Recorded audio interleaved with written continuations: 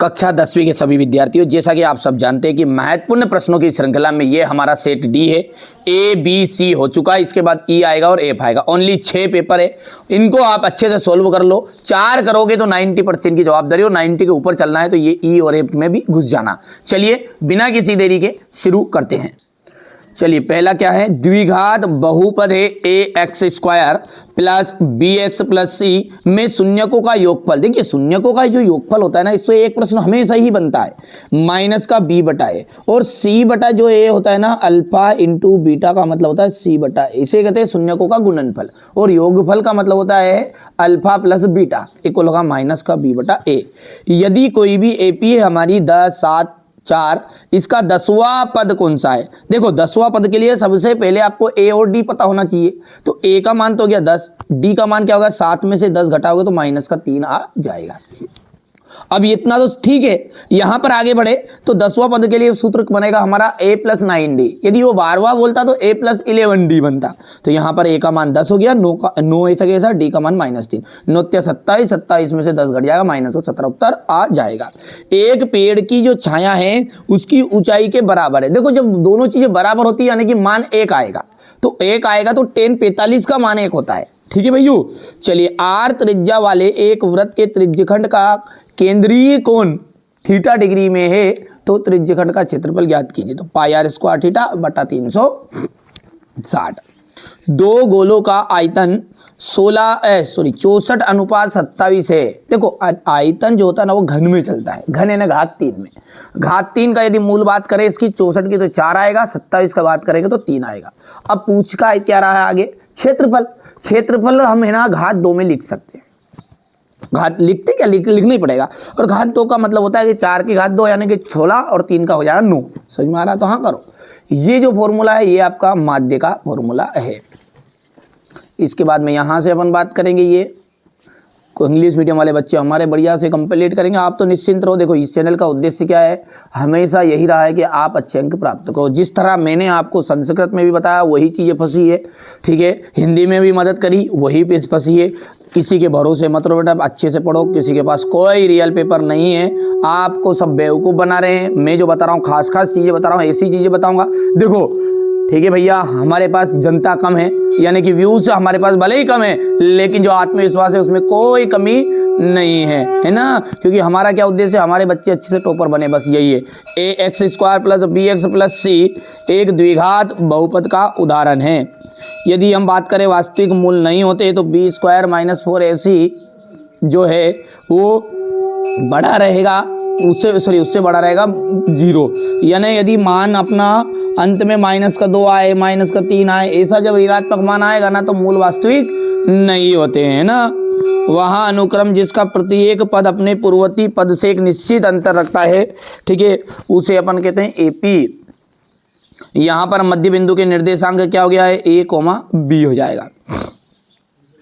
शंकु छिन्नक के दोनों सिरे जो होते हैं, शंकु छिन्नक के दोनों सिरे वृत्ताकार होते हैं। अब इसको कैसे समझोगे आप, इसको समझने के लिए आपको है ना, एक ये शंकु का एक छिन्नक है, ये है ना मेरे बाबू, ये एक शंकु का छिन्नक है ना, हो गया।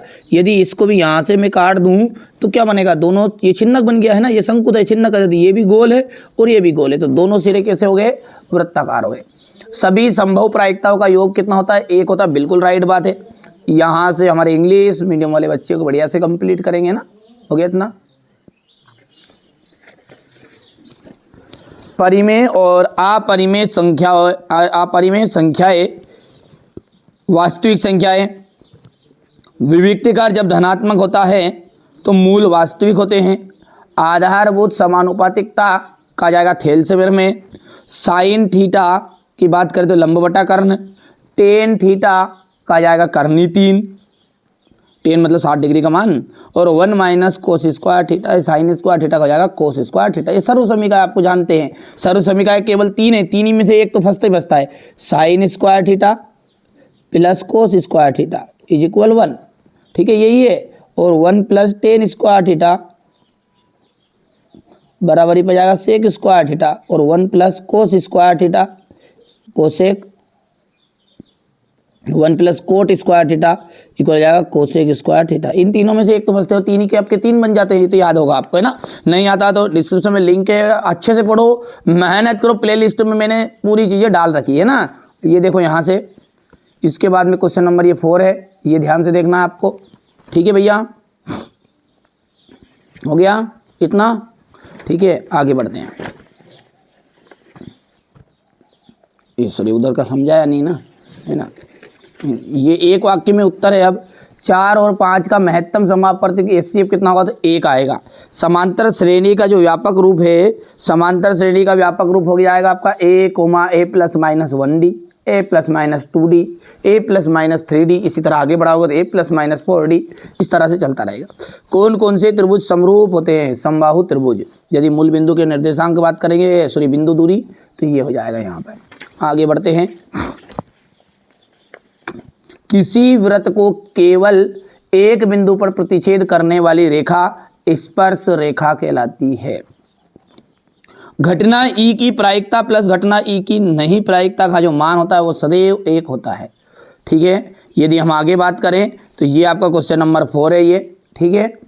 सत्य जाएगा, तो यहाँ से देखेंगे इसका जो मान है वो यहाँ पर 1 0 और 1 है, तो बिल्कुल राइट बात है। देखो x बराबरी पे 0 लिखोगे तो 0 आ जाएगा, और x माइनस 1 है, इसको बराबर को उधर लेके जाओगे तो प्लस का 1 आ जाएगा।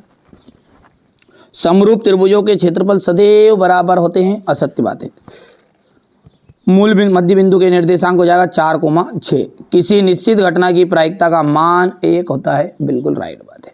वृत्त के केंद्र पर जीवा पर डाला गया लंब जीवा को समद्विभाजित करता है। दीर्घ वृत्तखंड का क्षेत्रफल संगत त्रिज्यखंड के क्षेत्रफल से कैसा होता है, कम होता है, ठीक है, ठीक है। यहाँ से अपन क्वेश्चन नंबर ये 5 अपन देख सकते हैं, ये यहाँ से हो गया है, ठीक है। अब हम बात करें क्वेश्चन नंबर 6 से, तो इन सबको मैंने अच्छे से सोल्व करा रहा हूँ आपको, अच्छे से कंप्लीट करना, डिस्क्रिप्शन में लिंक है, देख लेना ये सारी चीज़ें ना। सिद्ध कीजिए कि करनी 2 एक अपरिमेय संख्या है। यहाँ से अपन आगे बात करेंगे, ये क्वेश्चन नंबर 7 हो गया है, ये क्वेश्चन नंबर 8 है आपका, ठीक है भैया। आप तो बढ़िया से मेहनत करो, ठीक है, अच्छे से तैयारी करो, कोई दिक्कत नहीं है। ये क्वेश्चन नंबर 9 आपका रहेगा, ठीक है। आप तो बिल्कुल तैयारी में कोई कमी मत रखो, मैं आपके साथ हूँ, कंधे से कंधा मिलाकर पढ़ेंगे, है ना। चलिए ये क्वेश्चन नंबर 9 हो गया है। इसके बाद एक क्वेश्चन नंबर ये 9 का थोड़ा, ये क्वेश्चन नंबर 10, ये 11 है, ये क्वेश्चन नंबर 12,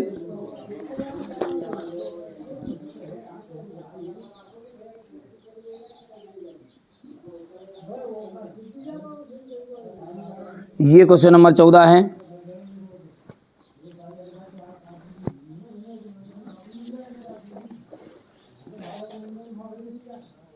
क्वेश्चन नंबर 15 है। ये 52 पत्ती वाली गड्डी को में से एक पत्ता निकाला है, फेस कार्ड वाला, तस्वीर वाला, ये देख सकते हैं। ये सारे क्वेश्चन है ना इतने महत्वपूर्ण और आ रहे हैं, कंप्लीट करो आप, महत्वपूर्ण गलत मत पढ़ो। ये जो कह रहे हैं ना लोग मेरे पास रियल है, रियल, किसी अभी 2 पेपर में अजमा लिया नहीं, उनको नहीं अजमाया, अभी भी नहीं अजमाया तो और अजमा लो, कोई दिक्कत नहीं, फिर आ जाना चौथे में वीडियो, चौथे पेपर में इस चैनल के साथ, क्योंकि ये चैनल बेटा कभी भी झूठ नहीं बोलता, सीधी सी बात है ना। मैं ही कह दूँ कि मेरे पास रियल धरा तो क्यों धरा, क्या है ना, तो नहीं है भैया, खास खास चीज़ें बता रहा हूँ, पर हाँ फंस रही है, क्योंकि ये अनुभव कहता है, अनुभव। ये आप पहली बार 10वीं हो, मैं हर साल 10वीं पढ़ाता हूँ, इन बच्चों की तरह परसेंटेज बनानी है ना वास्तव में, तो बिल्कुल ठीक है भैया, आप तो मेहनत करो, है ना। ये आ जाएगा क्वेश्चन नंबर 19 हो गया।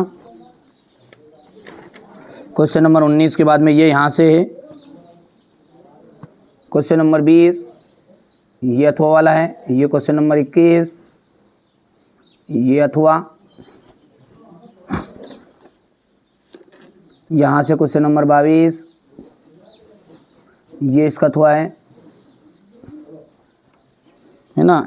चलिए इसके बाद में आगे जब बढ़ाएंगे, ठीक है, चलिए यहाँ से क्वेश्चन नंबर ये 23 आप देख सकते हैं, ठीक है भैया, बढ़िया से कंप्लीट करना है। इसके बाद में अपन आगे की बात करें, ठीक है, ये यहाँ से है, ठीक है,